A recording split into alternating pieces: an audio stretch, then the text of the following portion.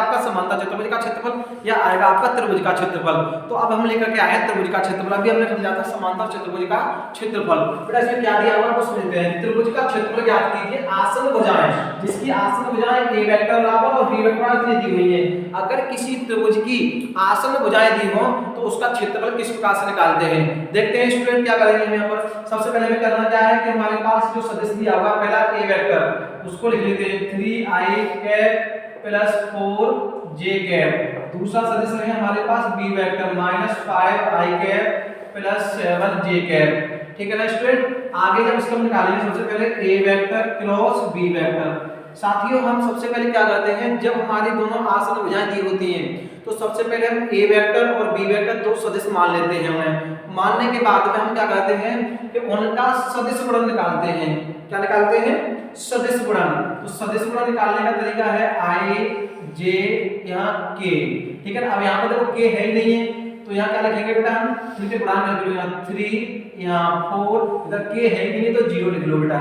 इसी प्रकार इधर 5 माइनस का यहाँ 7 यहाँ k नहीं है तो 0। राइट है स्टूडेंट। अब इन्हें सॉल्व करेंगे तो सॉल्व करने का मतलब क्या है इसे हम i का मान निकालेंगे।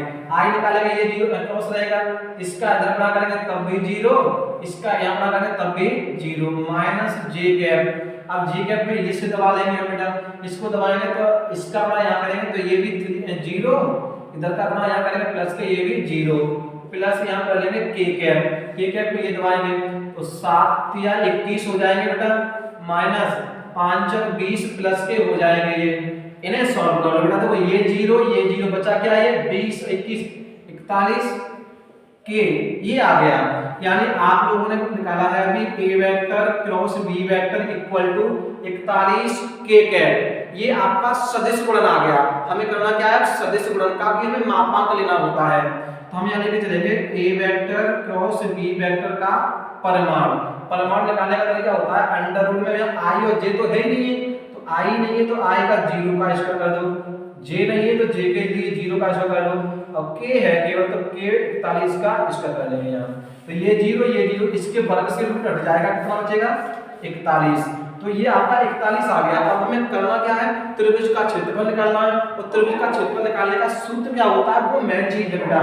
तो सूत्र होता है सूत्र इसको ध्यान रखना चाहिए हम लोगों को। एग्जाम में सबसे ज्यादा हमें क्या फॉर्मूलों पर फोकस करना है। अगर फॉर्मूले कंप्लीट है हमारे तो हम एग्जाम में समय भी कम लगेगा हमारा और उसको समय से हम पूर्ण कर सकते हैं और क्वेश्चन में कोई समस्या नहीं होगी। जैसे कि हम लोग यहाँ कर रहे हैं त्रिभुज का क्षेत्रफल। तो त्रिभुज का क्षेत्रफल होता है 1/2 a vector cross b vector का परिमाण। ये होता है इसका सूत्र। जो समांतर चतुर्भुज का क्षेत्रफल होता है उसी का हाफ कर देते हैं तो त्रिभुज का क्षेत्रफल बन जाता है। ठीक है ना। तो यहाँ जाएंगे 1/2 मल्टीप्लाई। अब मल्टीप्लाई का चिन्ह लगा दिया। इसका मान कितना आया है अंडर रूट में 41 आया। कितना आया 41 आया ओनली। तो इसका यहाँ बड़ा करेंगे तो कितने हो जाएंगे 41/2। इसका भाग लगाना चाहे भाग भी लगा सकते हैं इसमें हम। तो 2 का भाग लगाएंगे 2 दूनी 4 और 2 भाग 1 भाग जाएगा तो भाग टूटेगी बिंदी यानी 20 हो जाएंगे। बचा कितना 1/2। यहाँ लिख सकते हैं हम वर्ग इकाई। स्टूडेंट ये कई बार पूछा गया सवाल है। ये 5 नंबर